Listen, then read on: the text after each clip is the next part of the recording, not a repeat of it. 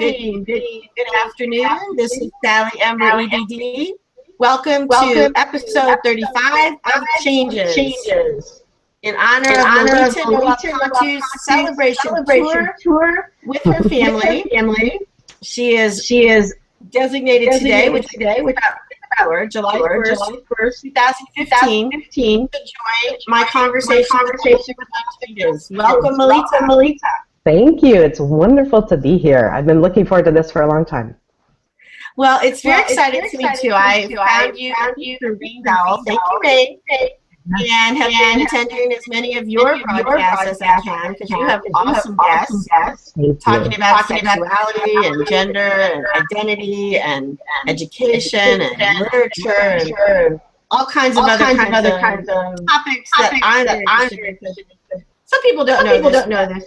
I have a doctorate, and as my research for my doctorate, I did research in action with adolescents on the issues of gender and sexual orientation identity and how mutable they are. And in my particular research, as you know, I looked at the issues of gender and sexual identity and changeability in groups and how it was influenced by their sense of safety and interpersonal connection. And that those would rise in conjunction. That they were more variable and more safe and connected, they felt. Yes, which makes a lot of sense to me. Yeah, and so in our culture, I think this United States culture, we're about to see a very large rise in the mutability of sexual orientation identity in particular, now that it's supposedly anyway becoming legal. Some people are disputing this. And that may make it to be whatever sexual orientation identity we are. What do you think about that? I think just what's happened with the Supreme Court over the last week has been amazing, and that we've had all these Pride celebrations, and I was thrilled to be on a float in the New York City Pride Parade with my family this past Sunday. It's interesting that I think we're starting to see the gray come out of like, yay, this is a wonderful thing that has changed with the Supreme Court decision to legalize marriage, across the entire country, so that there's not this issue around changing states and that sort of thing. But it brings up a lot of the nitty-gritty and the logistics and how does this all work and what rights actually have been granted and what do we still need to work on granting and making sure that there's more safety for everyone. So it's a wonderful thing, and I'm just doing the celebratory dance over here for the last week. But I very much get it. There's still a lot of challenges. So. Well, and there are some people who work in civil service or who work in public service who are now saying, well, if anyone who wants to get married, I'm going to deny everyone. Or because it goes against my personal beliefs or religious interpretation beliefs, I'm not going to issue licenses to these same-sex couples. And then other people are saying, well, guess what? It's the Constitution. You get time. You don't get to do that. So it'll be see how that plays out. Yes, and it seems like it's happening at the county level where, in Texas, where I live now, in Austin, Texas, they were right away issuing, and then in the neighboring county, I think, was saying, no, we're not going to. So it's just amazing how there could be that much difference just county to county, state to state, but also county to county. Well, there really can't be. That's kind of what there can't be, but there has been. Yes, I was surprised that there had been, given that. I thought, oh, good, we're all set now. And it's like, or not. People are still being really blocking around this, Well, and I'm curious to see what will happen, because some of this happened around desegregation. You might be a little too young, but you might remember that when desegregation was legislated, not every school complied. Right. Yeah. And they did all this stuff with busing and all this stuff with police and enforcement and these kinds. But it still wasn't uniform. It wasn't easy. Yeah. We went to the Rosa Parks Museum in Montgomery, Alabama. She's a real hero of mine, and it was so interesting. I learned it's something I know a lot about. Civil rights are really interesting to me, and it's my family really lived through it.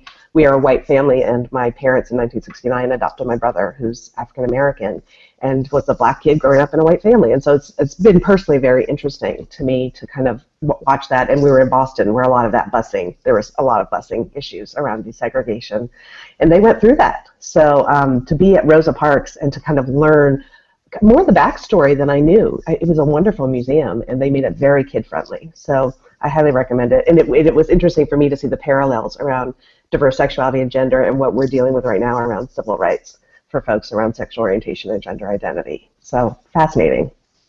I think you're absolutely right with that parallel, for sure. We're having a problem here with the audio, and I'm so frustrated. Your friend Mimi Hodgkins is telling us, thank you, Mimi, for visiting. She's telling us that my voice is echoing, which is what I'm hearing. And I don't understand it. I don't know why it's doing that. I'm wearing a headset. Completely frustrated. But it started when you switched headsets. So I'm wondering if maybe you could go back to the other one. Sure, absolutely. And we'll see if that works, because I switched headsets too, but it was working on both of mine. Okay. So thank you. I don't have a headset on right now, and I'm putting my other one back on, so we will see how that goes. Thank you. Yeah. All right. Okay, let's see. All right, any better on that front? You're all plugged in? Testing. No, it seems to be still my problem. Oh, well, you can wear whichever one you want then.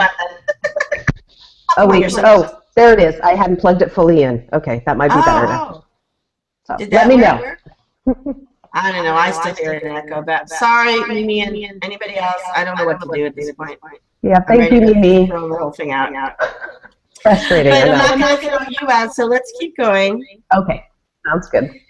Let's hear about your celebration tour, how that started, what you're doing.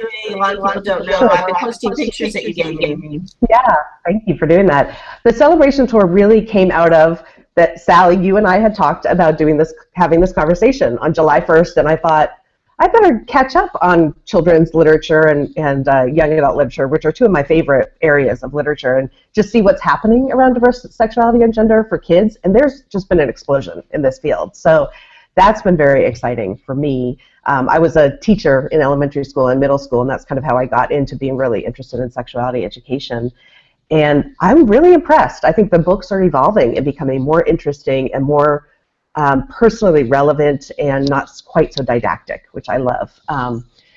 So I was trying to figure out how I was going to get from Austin, Texas up to here where my family is, and I have family in North Carolina, and I have friends all the way in between, and I was just thinking, how am I going to get there driving by myself with my two children in a way that will be fun for them and will be fun for me? And the idea of libraries came up because you and I were going to talk. And then the idea of, well, why don't we gift a book around diverse sexuality and gender to these libraries and have conversations with librarians, because they know so much about what's going on in their communities, especially around these issues, because they are so controversial, and so often these kids' books are censored in libraries because of the topics. So that has been, it's just been amazing. And of course, libraries in the summer are open. They're kid-centered, and they have changing tables for my baby, who's 18 months, and they're air-conditioned, which is very nice. So they have lovely people to talk to. So it's been a really, really nice way to do this. I really like the sequence of your criteria for why you want to visit libraries, and I totally understand your part. Yes. Yes, it's a big deal. Well, and it just meant, like, we wouldn't always have to be stopping at, you know, the roadside gas station or McDonald's. Or, you know, I just wanted a different experience. And we've gotten to stop in some towns that I never would have stopped in because they had a library and it was time for us to stop, you know. And so totally cool. So you didn't actually arrange a lot of these in advance. You just decided to drive and see whether your kids were awake and it was daytime and the library was open or not, and then you would go. Exactly. So, for instance, in Texas, as we were driving out, there's a wonderful little town with amazing barbecue called Lockhart, Texas. And as we're stopped at a stoplight, I see library sign right near my favorite barbecue place. And I thought, oh, that would be great. We could go right here, you know, right now. And both the kids had already zonked out. It was only an hour into the trip, and I thought, okay, we'll just keep going. But that would have been fun because it's a town we visit a lot, you know. So we'll go back there for sure. Okay, all right. So here's my question. Do you want to show some of the books, read your list, talk about how do you want to let us know which you're reading? Right. So because I was so new to this area and revisiting this area, I have a lot of groups on Facebook that I'm involved with, parents who have kids with diverse sexuality and gender. And I said, what books are you reading? What books have been personally relevant to your kids and in your family and have changed or saved your kid's life, essentially, or someone in your family? And people started making recommendations, and I started looking at Amazon and making a wish list and just said, okay, please send me books. If you want to share this book with the library, I will gift it if you will send it to me. At first I was going to buy all the books myself, and I thought, wait a minute, that might get expensive. I don't have that kind of money. And this was a really lovely way for people to honor someone in their lives with a book that's been personally meaningful. So I think the Amazon wish list is now at 37 books. That people have been gifting, and we've received 37 books, sometimes multiple copies of the same book. And it's just been wonderful. I have my little box. I'll show you my box that I walk into the library with, and it has my celebration tour. It's not very big, thankfully, so I can carry it all. It has my swag in it. I give them a little bag and a bookmark and a magnet in my business card. And I just say, these are the books I have. This is what we're doing. Some of them aren't even about sexuality and gender. So if you want to do something that's more broadly about diversity, you can choose that book. And they often will just go through, oh, we have this one, we have this one, we have this one. Let me check if we have this one. Oh, this is a new one. I want this one. And or sometimes they say, oh, there's this so-and-so will like this book. I should get this book because I know this reader will respond to it. And I love hearing that. I mean, it gives me chills just talking about it. I love it when librarians know their readers. That is such a great gift they give people. Yes, there were 3 librarians in Montgomery, and that they all went through the books. And this was, I think, the only place where there were multiple librarians like that. And they were like, well, oh yeah, so-and-so would like that. Oh yes, this one, this. They had a hard time choosing because they had so many readers in mind. And they already had so many books around these topics, and so they were able to choose the book Red, which is a new book, and they didn't have it yet in their collection. So it was really lovely. Things like that have been really lovely. We have an interesting comment here from one of our returning visitors. Thank you, Kanada, for visiting today. He wants to ask you, Melita, kids these days don't see real-life examples of their parents living together lovingly. Do you think it's a contributing factor in the difficulty with educating children about love, relationships, commitment, and sex? Oh, that's a really good question. Thank you for that. Yes, I think it's just we're getting to this place now where families are so different that it can be really hard to find a book that reflects each child's experience. And what I liked about these books, and I found, is that it has gotten much broader. So for instance, the Big Book of Families, which I'm going to hold up for you, this book does a really good job of saying there are all these different kinds of families, and some of them are single parents, and so it's not, so it kind of brings in those different experiences and deals with the complexity, because it can be really hard. And when kids can see themselves and be mirrored in the books, it's much more powerful for them. And sometimes kids are not seeing loving relationships, and to have that acknowledged too, that doesn't always happen. Well, or I guess I would add what Kanana is saying, which is they see it on TV or in a movie or hear it about online in a music video. True. But that's not real life. Right. And then they compare, and that all gets confusing. Mm-hmm. Yes. Very true. And this is where I think books can go more in depth and can really give us a more rich understanding of our own personal experience. For me, anyway, that's been true. I mean, for me, books have changed and saved my life, like, over and over again, because they're in my head and they live with me and they become part of who I am. In a way that television and movies and music, it's there. It's definitely part of who I am, but it's not. Books have been much more enriching for me personally. Oh, I agree. I've been a reader since I was 3.5. I've probably read hundreds of thousands of books. Yes. And some really stick. Yes. Like Nancy Garden's book, Jamming on My Mind, which I see is one of your books. Yes, I can still remember parts of that. And it was hugely influential in my teaching because I read it as an adult. Yes. But I'm a bisexual girl, and I wish I had that book. When I was figuring all that out and did words for it and didn't know there were other people like me. Right. And very helpful for Nancy Gardens to have been in my library, because I certainly would have read it. Yeah, and I did read that book when I was younger, and it was very, like you say, I mean, it was very personally meaningful for me. Things like The Diary of Anne Frank, got me to start journaling, for instance. And speaking of which, that book, I should put it on my list, that there's a revised edition that came out after her father died that has much more of her sexual awakening in it, and I haven't read it yet, and I really need to do that. I'm very excited about it. I remember there was a big controversy about the original diary because it talked about her getting her period. And people were like, oh my God, we can't have that in a book. And I remember Judy Blume then had Are You There, God? It's not Margaret. Yep. And of course, was talking about her burning her breasts and getting her period and all these things. And I thought, nobody's upset about Judy Blume. Why are they upset about Anne Frank? And I realized they were upset because a young person was being frank. Not an adult being an educator. And it was a real person. And it was a real person. And I think there's a difference there, too. That's a good point. Absolutely. Very interesting. And you have some books about real people. Do you want to highlight those? Yeah. One of the ones that's been really meaningful, and this one, I need to give the backstory, that these folks who have written it, it's called I Am Jazz, and the folks who wrote it, Jessica Herthel and Jazz Jennings, who the book is about, I've been in touch with them, and that's been really neat. And they've donated the book to a local Austin organization that I work with to some degree, and it's been wonderful because the thinking has already changed. There's this section in the book where Jazz talks about, I'm going to read the specific one. I have a girl brain but a boy body. This is called transgender, and I was born this way. And here's the picture. Can you see that, Sally? Yeah, can you see it? Hopefully. And her thinking around it, to my understanding, has changed. She was born with the body she has, and she's a girl, and that's her body. Whether it looks like what other people consider as a girl's body, that's not her problem. so I think it's interesting that the book, which came out in September 2014, so it's a very new book, a lot of the libraries don't have it yet, has already the language has shifted. So just to go with your theme of changes, I've already seen a change in less than a year around how people are talking about what it means to, what our anatomy means around our identity.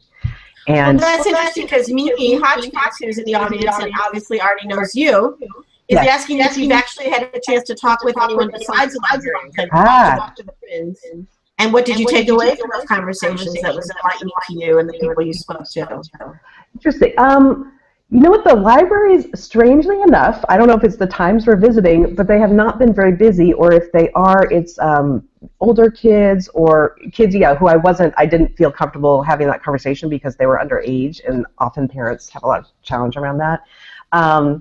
So there weren't that many parents that I interacted with, but I've interacted with parents at a hotel we stayed at, or I had a wonderful conversation with the docent, the tour guide at the Rosa Parks Museum, for instance, who said, I have a transgender cousin, and we had a wonderful conversation about that and the connection around civil rights in Rosa Parks and kind of what happened with civil rights in the 60s and before that and now.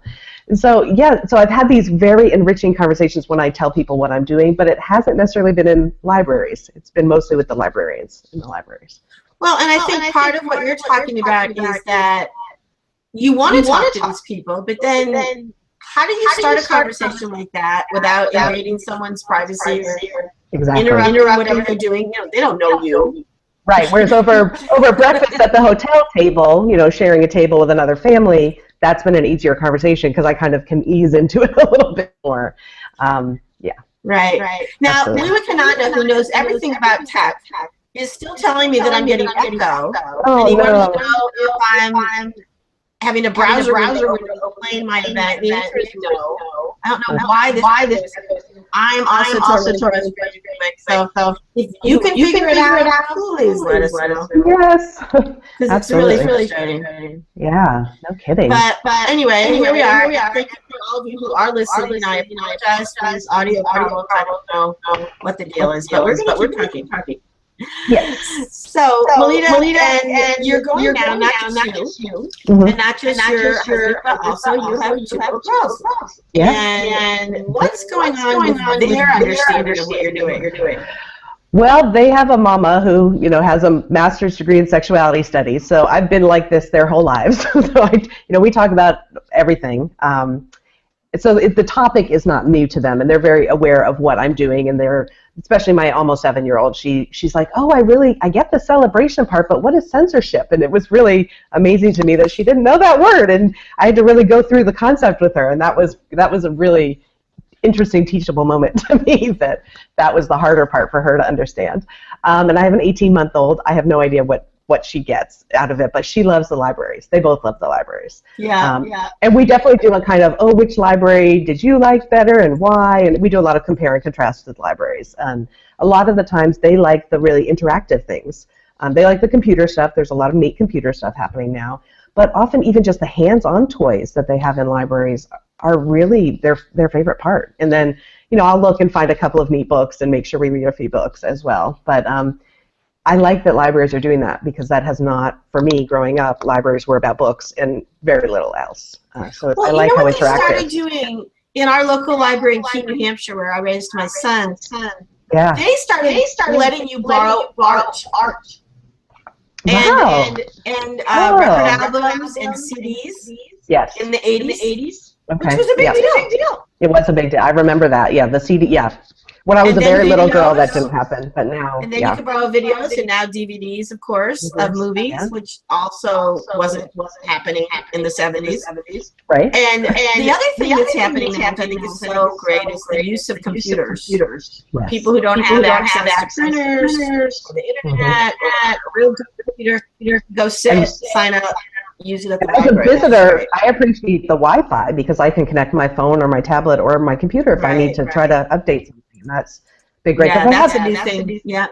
They have these touchable tables. That's what I have not seen in a lot of, I think at least 3 or 4 of the libraries have touchable, either on the wall, tablets that you can play games, or they have a table, and the kids will just get together and start playing collaboratively at these tables. Oh, that is awesome. I didn't know about that. Yeah. So, well, one thing I would mention, because you were talking about your daughters being used to you talking French and everything.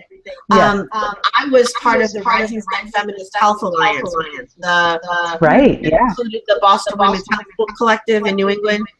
And I was a lay health educator, which meant that I was trained by the Human Health Center to teach fertility awareness, to teach the ovulation method, to teach about women's cycles, and looking at our cervix, using our own speculums, and all kinds of things that had to do with achieving or avoiding conception if you were having sex with men, or just knowing your body better. And I made all these posters, because this is before PowerPoint, this is before computers. And I had posters of the ovulation cycle, the luteal phase, and pictures of ovum and getting fertilized. So my son at this time 0, and then growing up with this, is seeing all these posters, and I'm explaining it to him. And so he goes into school after we homeschooled for a while. He goes into regular school in about the 3rd grade. Okay. And he just talks very openly about, ovulation, and there's an egg, and there's a sperm. And some of these kids are flipping it. Right. Like, why is he talking about this stuff? Why does he know all this stuff? He says, my mom teaches these classes. Like, he's completely innocent, you know? Right. And I talked to him about it now. He's 35. And I talked to him about it now, and he said that he can't believe that he didn't recognize that everybody else was embarrassed. Because he wasn't at all. Right. Mm-hmm. Yeah, I would say there's a similar reaction, except that I think Tuli and I have had that conversation around censorship in a way that, so now she understands some of that dynamic better, I think. But I am sure she will have that experience in her life as well, of like, oh, you don't know about that? That's just part of what we talk about at home. And yeah, for instance, like at dinner. At dinner, right. Or I did a wonderful interview with my colleague Remy Newman, who's out in California, and she teaches how to talk about infant sexuality and how for parents. And because I'm raising a little baby again, one of the things she said is during diaper changes, for the parent to get more comfortable with the terminology and anatomy and all that, is to just talk coochie-coo language to your child and say, oh, look at your pretty vulva, or, you know, like, what does that feel like when you touch your penis? You know, just have a conversation, even though the baby may not understand it, it's for the parent. And so I've been doing that, not that I'm not comfortable, but it's been interesting just to see, oh, what happens if I do this? And my 18-month-old is like, oh, vulva, and she's all about the word vulva now and wants to touch her vulva. And that's neat for me. It's neat for me I hadn't thought about it that young. And so we'll see what that means. I don't know what it's going to mean for her, but. Well, having the right terminology is a really big deal, because I know adult women who still talk about down there.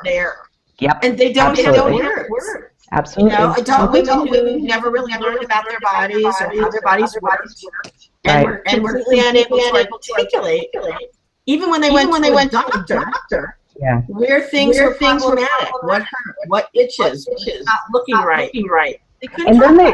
And then sometimes in that conversation with the doctor, this has come up with a friend of mine recently, that then there's some shaming around that of like, why don't you know, or why aren't you teaching your daughter the correct terms? And so they get shamed around that. And that's also, for me, a real issue. It's like, well, let's meet the person where they're at and talk, you know, in ways that make sense. And then there can be maybe more comfort around having that teachable moment. But the shaming, not good. You know that book that came out, I don't know, about 15 years ago, Everybody Poops? Yes, yeah.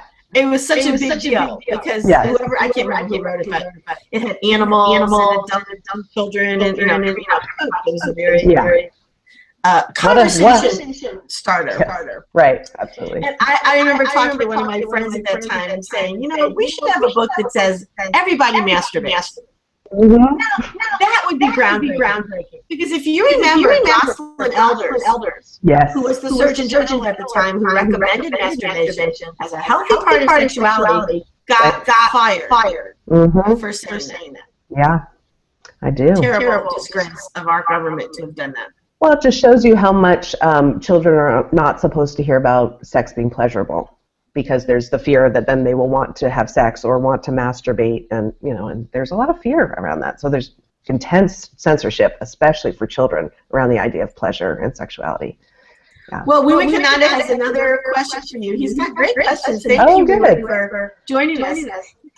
In my view, children lack life experiences. They use too much technology. They get all the information from the internet.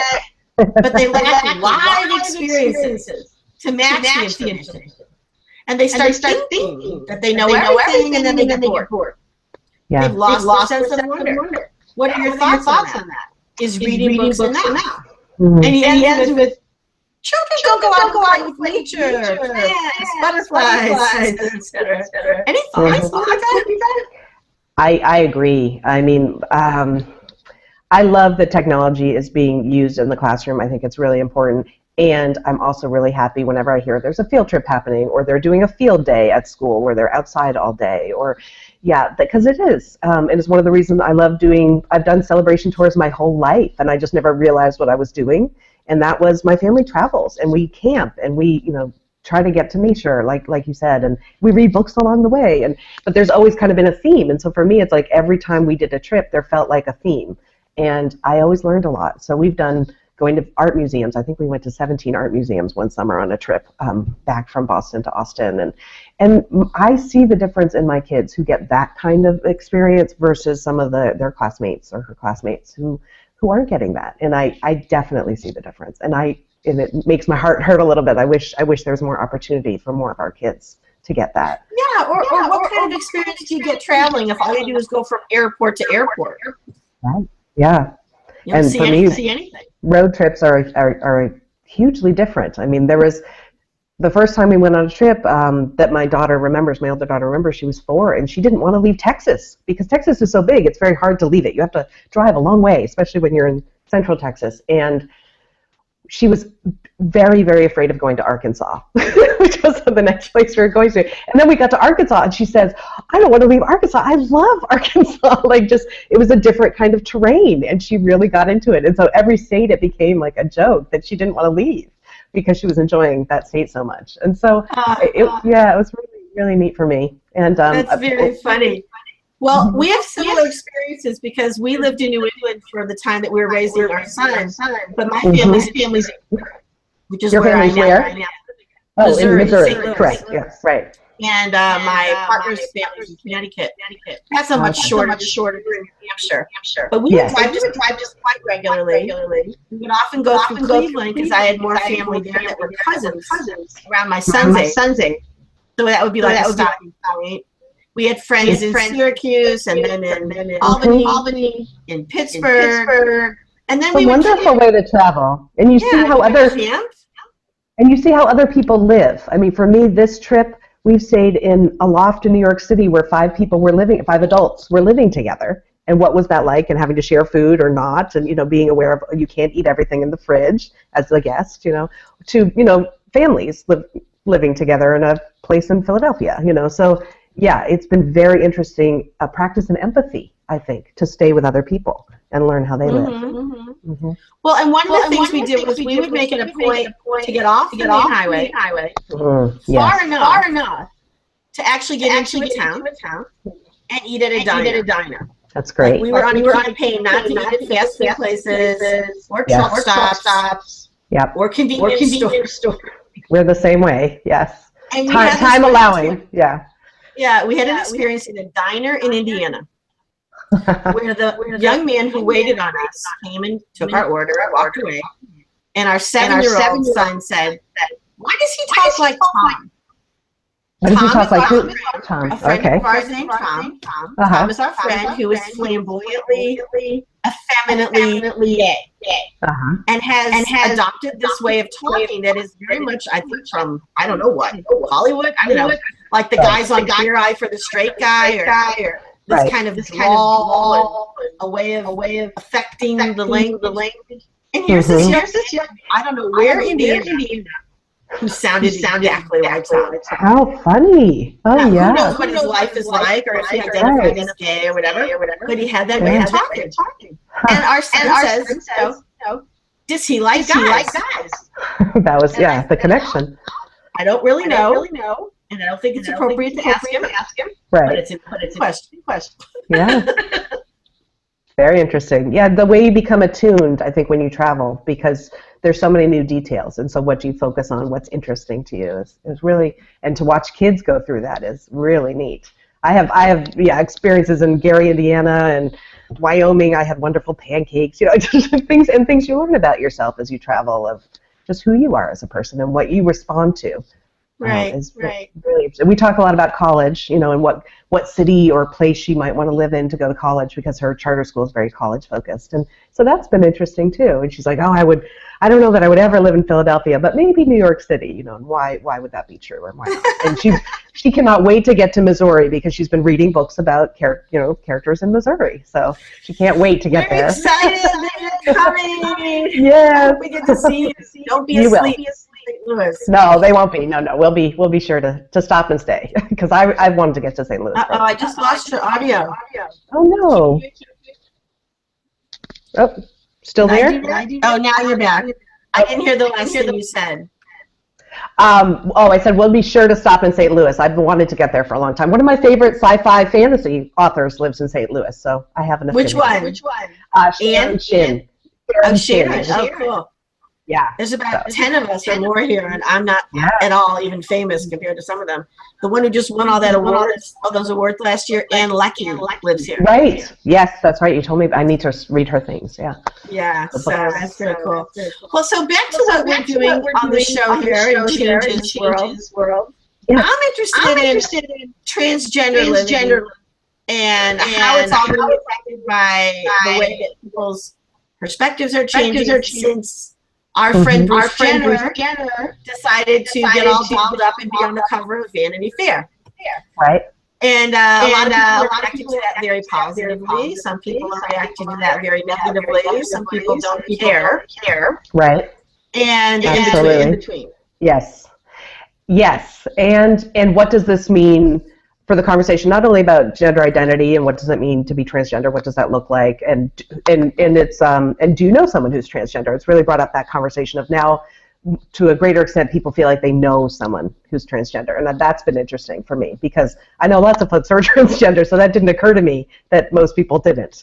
But it's also brought up the sexual orientation because I know when Diane Sawyer interviewed Caitlyn, she's now Caitlyn Jenner, and asked, so do you identify as heterosexual or lesbian, or what's your sexual orientation? And she said, well, I'm heterosexual, but then said, and I only like women. And I thought, well, when you identify as a woman, is that going to change how she feels about her sexual orientation? Which brings up a question you and I have talked about quite a bit that I love is your sexual orientation identified by who you're sleeping with, or can it be more expansive? And how do you phrase that question? I've been trying to figure out the best way to phrase that question, Tally. Which question are you asking? The question about that from Gender Outlaw that you've been telling me about is that so often the way people perceive our sexual orientation is because of who we're sleeping with, even though it may be much more expansive than that. So, and it's not just who we're sleeping with; it's the genitalia of the person we're sleeping with, right? That define our sexual orientation. So, if I'm one with female genitalia, and my partner also has that, which is what's happening with Caitlyn Jenner, doesn't that make her a lesbian? Right. Exactly. And if it doesn't, then what is a lesbian? Right. Does she still consider herself heterosexual even with potential anatomy changes or gender change? Yeah. Well, and I guess what that identity means. I mean, I've had lots of gay lesbians and gay men say that they're not bisexual, that they identify as gay and lesbian, even though they spent decades having sex with the opposite sex, children, and still feel desire. Yes, for both sexes. So I don't get that personally. And that brings up a big issue when you get to educating and researching this area is how someone identifies, and their label they use may not actually correspond to their sexual behavior in their life. So. Well, then what is a label, and what is a definition, and what is an identity, and all that just gets really muddy. It really does, and it has been, especially when you're trying to do I know this came up a lot around HIV research, and how do we get the help to the people who need it to help prevent the spread of HIV, and that really came up a lot, and in different communities, the behavior was either not talked about or it's not identified. A person said, I'm a heterosexual man, but was sleeping with other men, having sex with other men as well. They had to add this phrase, men who have sex with men. Exactly. That's where yes, that people were willing to. For all those other men to get educated. Exactly. Yeah, and that's a research term exactly for that reason. And I just thought that was fascinating. So I thought it was sad. Well, yes, it is sad. It's a whole lot of internalized homophobia, community and cultural homophobia, and unwillingness to accept the continuum of sexual orientation identity, and what's favored heterosexual. Yes, yeah, it definitely made it so clear to me what a heteronormative society we have. Absolutely, absolutely. Yes, so and that my dear friend and colleague, Mario Costa, who's worked in this field pretty much all his life, he and I worked together for a number of years. And he created this improvisational background in which everything is flipped. So instead of being heteronormative, it's homosexual normative. So these two kids are walking through the public place. And they're saying, look at those men kissing those women. Can't they do that at home? Right. That's disgusting. And the parents are saying to them, well, dear, some people just feel the need to express their love. So you have a book about that? Yes, it's called Backwards. I just received it yesterday, so I have not fully read it, but my understanding is that's what this book is about. So I love that. And I know my kiddo loves having opposite day, where everything she says is the opposite of what she actually means. So I think this is a very appealing idea to kids as well, for sure. So and the other appealing idea is Bruce Coville's brilliant idea from a short story he wrote called Am I Blue? Which I adopted in my Spanish science fiction books, and I call it tinting. I love it. And in his story, one morning, everybody wakes up, and 90% of the population is some shade of blue, depending on how homosexual they are. Right. And if they're very homosexual, they're bright blue. And if they're just a little bit, they're just tinted a little bit blue, so they're some kind of bisexual, and everything in between. Yeah. And so pastors and doctors and teachers and politicians and parents and children, most people are tinted, which eliminates discrimination forever. And so I included gender in my book, so that not just blue for sexual orientation, but red for gender. So that some people can be purple or violet or pink or whatever they are. Right. And that would identify everyone as being all of somewhere. Well, then this was a question that I didn't think of when you and I talked about this a little while ago. Since we all have gender and we all have sexuality, wouldn't everyone be to some degree a purple, or not necessarily? Well, I haven't thought through it had to do with how far away you are from what's considered the cisgender in the case of gender, or heterosexual in the case of sexual orientation. So if you are completely hetero or completely cis, you would not be tinted. But that ended up being only 10% of the population. Got it. Okay, I think I was missing that piece. That's really neat. Very neat. So it's still using that as the marker, as the normative, and showing how not normative it is, really, when you only have 10% of the population who's not tinted. I love that. Yeah. It makes it impossible to discriminate, because everybody would try to discriminate against themselves at that point. Yeah. Or their family or their friends or their colleagues. I had a student who I tutored years ago when I was in college who, that was kind of his theory about race. Why doesn't everybody just have babies with everybody else so that we start looking like each other and it stops being an issue? So I think, yeah, it's kind of well, that's already been happening, but our culture is so completely racist that anyone who looks the slightest bit not dominant is white in our country is considered not white. Right. It doesn't matter how white they look. The one drop. Yes, the one drop. Or, it's ridiculous. And it happens in other countries around Chinese people, how Chinese they look, or Japanese, how Japanese, blah, blah, blah, blah, blah. Yeah. And yet, if you look at the DNA, it tells a very, very different story.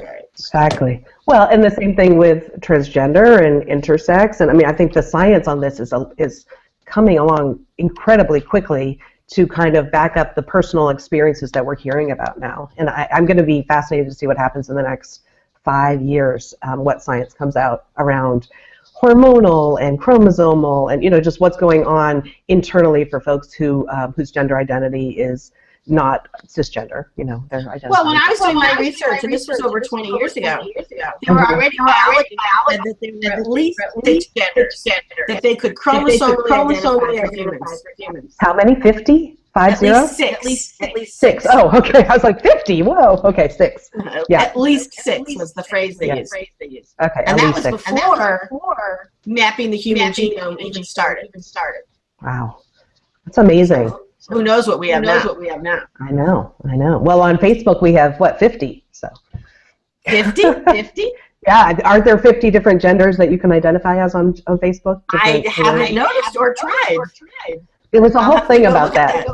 Yeah, there's a whole thing about that. I need to look into it more. But something just came up around it again, that the woman, the trans woman who came up with that concept and did that work for Facebook has now been banned from Facebook because of not using her real name. The whole real name. Oh, thing. that whole thing. Right. Mm-hmm. So it kind of brought that up for me again in my consciousness, and I thought I never really looked into what all those different gender identities are. It's really fascinating to think, you're saying science is saying at least 6, and I'm kind of going, okay, socially 50? Really? Where are they getting 50? So who knows? So go check it out. Well, it brings me to our wonderful point in our terribly short hour. Yes. We're almost at a quarter of an hour, and I like to ask all my guests an impossibly large question. Aha. It's a good one. Then tailor and answer any way you want. Okay. So here we go.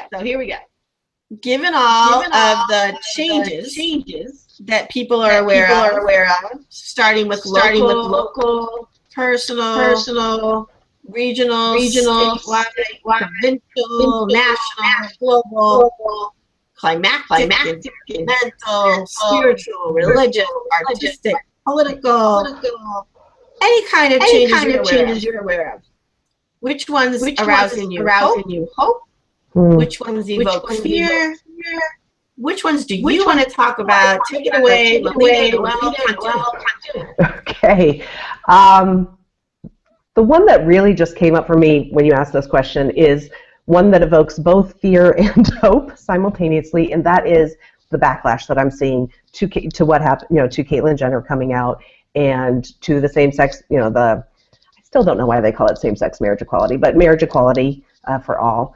And the reason I say there's fear for me is because there's such a backlash and it feels very powerful, and yet I'm hopeful because it actually seems maybe like a last gasp, around these issues. And maybe we're really getting somewhere now culturally where this is, especially as our youth are, I think, more open than our elders, than some of our elders, not all of our elders. Certainly we had lots of folks who paved the way. But what they're finding generationally is that regardless of if you feel conservative or liberal, if you're a younger person, you tend to be much more open about these issues. So the backlash, I think, is still coming from folks who haven't made that transition, who tend to be older. And so I have a lot of hope. I have a lot of hope that our youth, who identify in all kinds of ways, are much more open to that spectrum, around sexual orientation and gender identity. I see it with my own children. I have two stepdaughters who are 26 and 22, and they have kids, and I see that already. And they grew up in a small town in Texas, and then moved to Austin, and I see kind of how travel has changed them, how interaction with people in their own family coming out has changed them, and made them more open in a way that they may not have been when they were a little bit younger and hadn't had those experiences yet. So the more there's this openness and awareness of people in our lives, I think. So whether it's Caitlyn Jenner or actually somebody in your family or in your community, or you read a book about it, I'm seeing that make a difference. And the backlash is hopefully going to subside because of those youth who will only get more heard as they get older, I think. So I'm hopeful about all that. But it is hard. It is fearful for me because I do have personal experience and I have trans people in my life, and I do have a lot of fear around that. And do a lot of self-censoring and self-protection for those folks in my life because I don't want them to have to experience the backlash that I see in the culture, and I want them to feel celebrated, and it's still really hard to feel celebrated.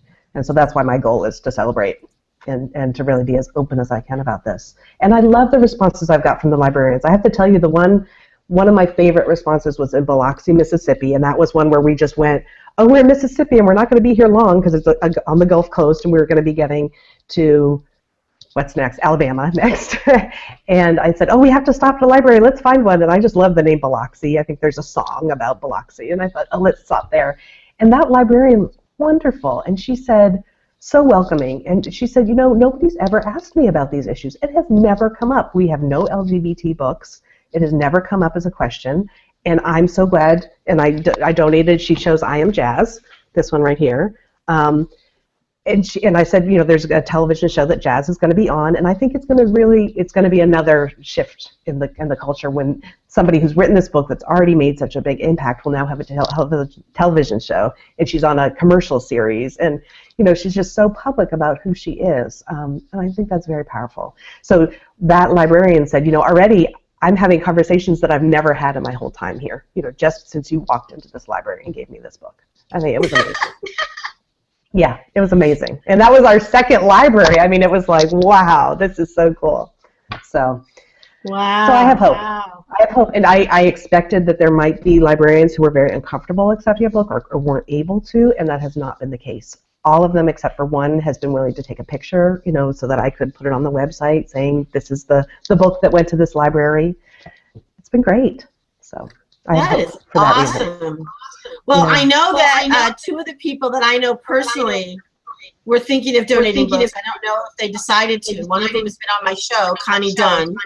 Yes. And another one is a lifelong friend of mine, Craig Pomerantz. Yes. Well, I actually did get Craig's book came in as a donation from my Amazon list, so here it is. Yay, Yay, Craig.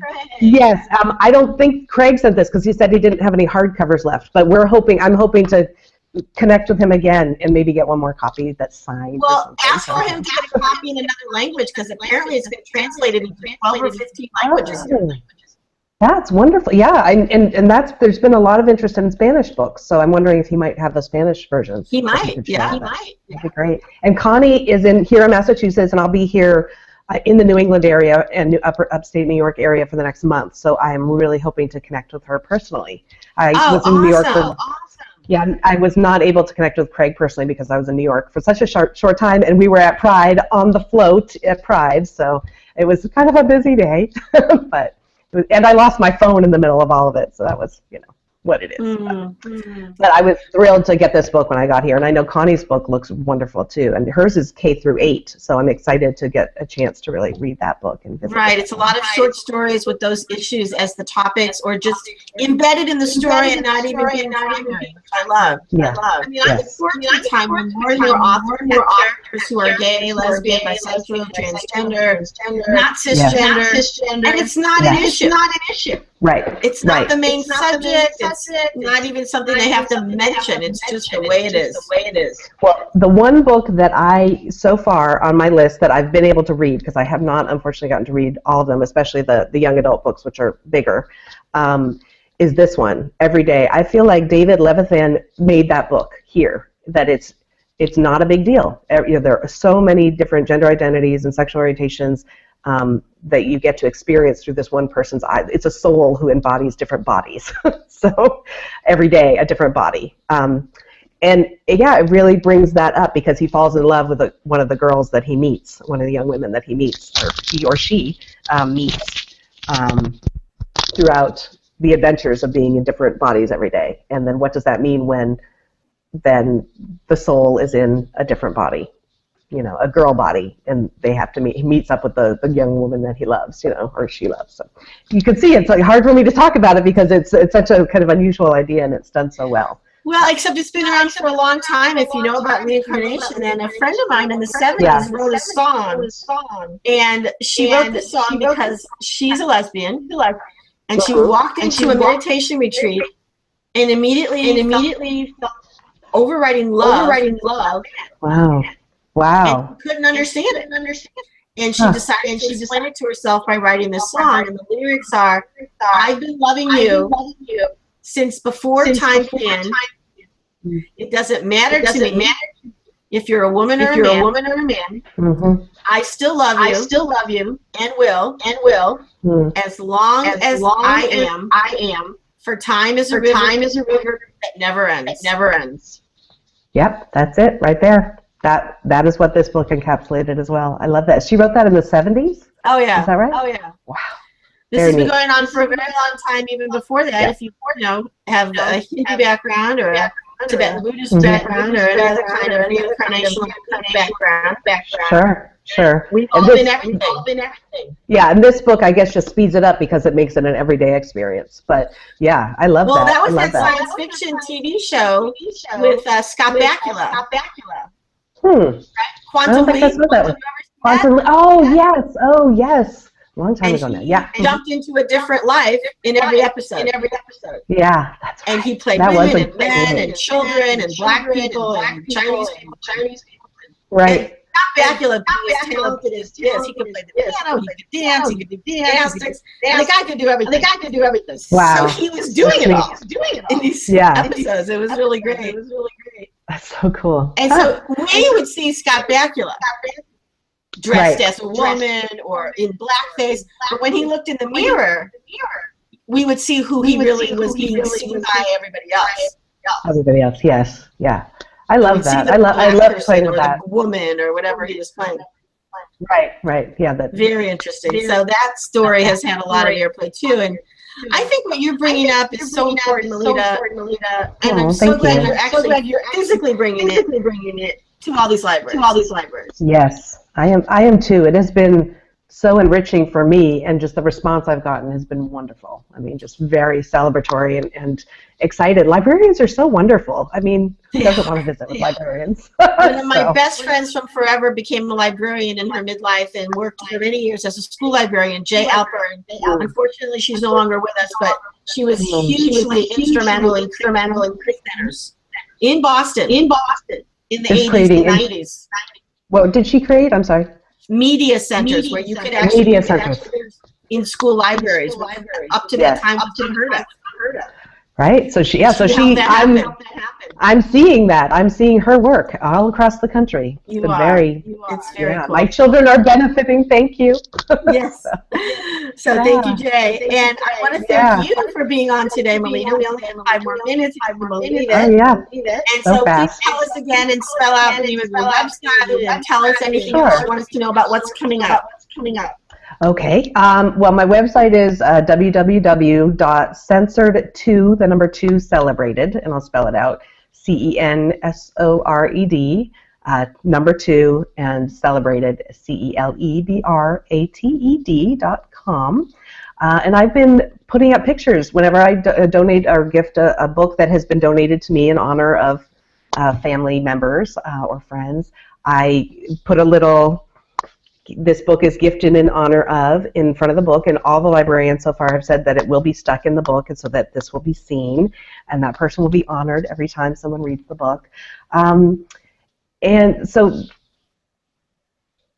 I've been putting these pictures up, and that's been really fun, just to show the variety of what the libraries look like, of who the librarians are. I think they feel celebrated. Certainly the people who have gifted the book feel celebrated. So it's been wonderful, and I'm looking forward to getting through the New England area. I'll be visiting all the states here, and then up through Canada. I went to school in Montreal, so I'll be going to Montreal, Ontario, and then down through Chicago and St. Louis. And so we're really 22 states and 2 provinces. Is going to be fantastic. We've done 14 states, so we have a little bit less than half the tour to go. So we'll finish up August 8th. It'll be great. Well, I am doubly honored to have you on the show today, which is July 1st. And then I'm welcoming you to St. Louis, I think around the 22nd. Is that true? No, more like August 4th or 5th, I think we'll be there. Okay, I got mixed up. But I have it on my calendar. If you change it, let me know. I will.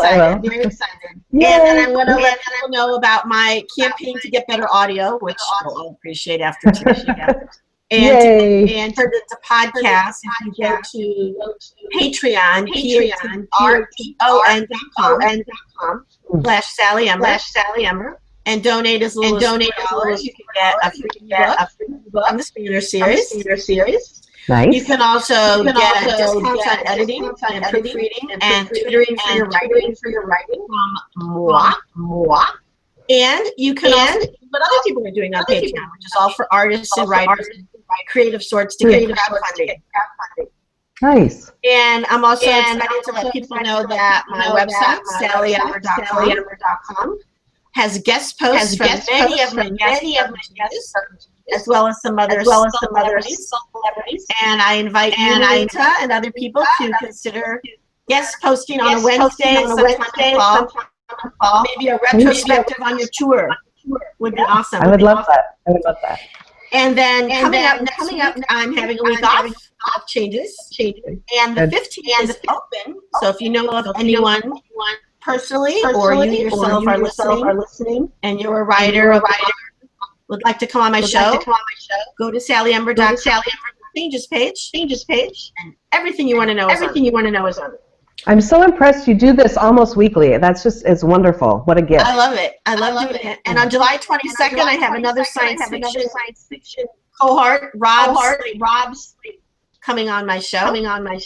And we continue from there to my show, where I have my first young person. I'm so excited to welcome from India on August 5th. She's a teenager who has already written one book, a lot of poetry and essays, prize-winning essays, and is working on her second book. Very cool young woman. Nice. So I'm going to keep going from there. If anyone else wants to be on the show, let me know. And thanks to you, Melita. Great topics today. Yes, absolutely. Always wonderful to talk with you. Thank you. Any last words or encouragements for people? I would just say celebrate all the people in your life. They need it. All of us need to be celebrated. And my experience definitely shows me how important it is. How much people appreciate it. Well, Mimi Hodgins is saying thank you very much for this interview. And I'm going to make one correction, Mimi. This was not an interview. This was a conversation with a colleague and a new friend, and I am excited that you've been on. And thank you, Mimi, for joining us. Thank you, Kananda, for joining us. And Mimi also says, and she wants you to know this, especially Melita, that she loved meeting you and your kids, and your beautiful celebration tour was a highlight for her. Thank you for what you're doing. You're an angel. All the best to you. All the best to you. Heart. Thank you, Mimi. Oh, so wonderful to meet you in Connecticut. Loved it. One of our favorite libraries for sure. Very cool. Well, thank you, all of you listeners now and in the future on YouTube and Google+. This is episode 35 of Changes. I'm Sally Ember, Ed.D, and I'm signing off now. Go well with your changes. Hey.